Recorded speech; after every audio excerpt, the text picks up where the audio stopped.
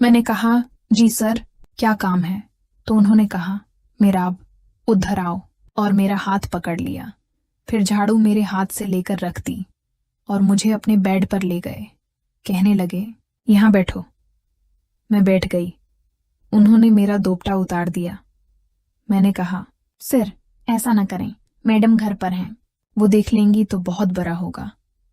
लेकिन रेहान साहब कहने लगे कि वो सो रही हैं।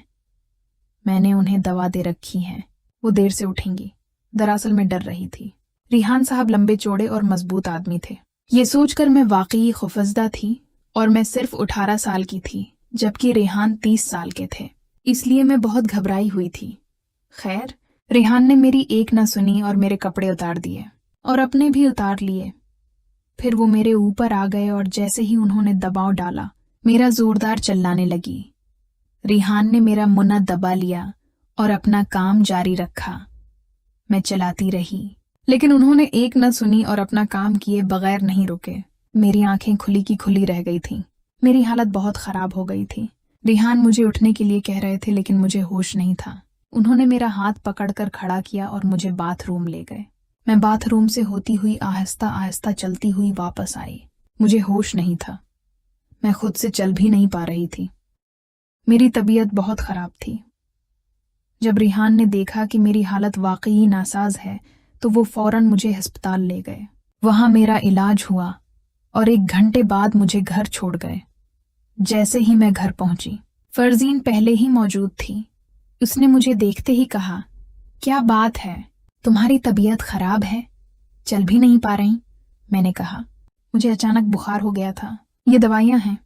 रेहान मुझे अस्पताल ले गए थे।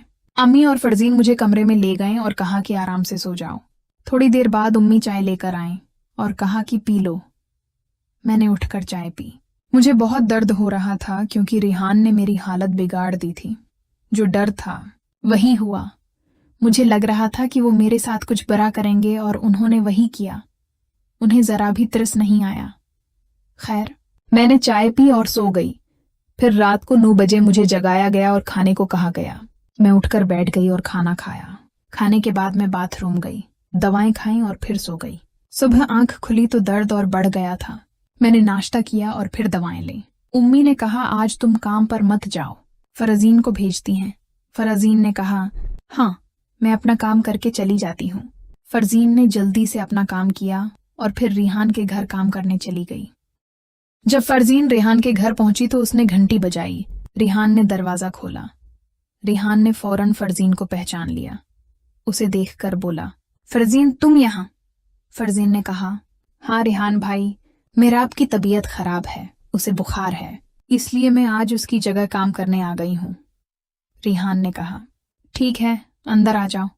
फरजीन अंदर गई और काम करने लगी।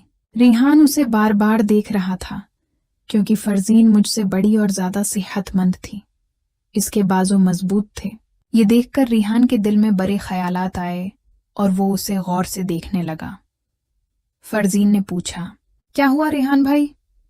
आप तो मुझे मुसलसल देख रहे हैं। रेहान मुस्कुराया और बोला, फरजीन, तुम बहुत खूबसूरत हो, तुम मुझे बहुत पसंद हो।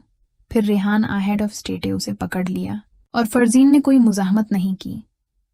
शायद उसके दिल में भी कुछ था। वो काफी देर तक एक दूसरे के करीब रहे। फिर रेहान ने कहा, तुम मेहराब की जगह हमारे यहाँ काम करने आया करो। फरजीन बोली, रेहान, मैं तो दूसरे घरों में काम करती हूँ। मेहराब की तो सिर्फ आज तबीयत खराब थी, इसलिए मैं आ गई हूँ, मैं रोज नहीं आ सकती।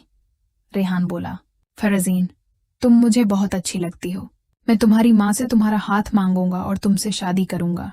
रेहान वही खेल फरजीन के साथ दोहरा रहा था जो उसने मेरे साथ खेला था और वही बातें कर रहा था। फरजीन को क्या पता था कि ये सब वो मेरे साथ भी कर चुका है। न मैं बता सकती थी, न रेहान ही बताता। अब फरजीन के दिल में भी रेहान के लिए मोहब्बत जाग उठी। उसने कहा, रेहान, तुम मुझे भी बहुत अच्छे लगते हो, क्या तुम वाकई मुझसे शादी करोगे? तुम अमीर हो, हम गरीब हैं, तुम्हारे घर वाले मान जाएंगे।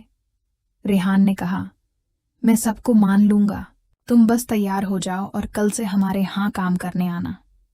फरजीन बोली, देखती हूँ, अगर कल मीराब की तबीयत ठीक ना हुई तो मैं फिर भी आ जाऊंगी।